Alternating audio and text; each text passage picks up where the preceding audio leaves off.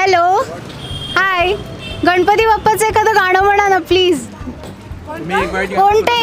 Singer नाही आले. पप्पासाठी तुमची सिंगर नाही आली तरी पण म्हणा. गणपतीसाठी हवंय. तुझा आवाज? चांगलाय माझा आवाज. बरं आता मला सांगा, गणपतीच्या भावाचं नाव काय? ओके, 5 मानाचे गणपती पुण्यात. कसबा, तांबडी जोगेश्वरी, तालीम, तुळशीबाग. तुळशीबाग.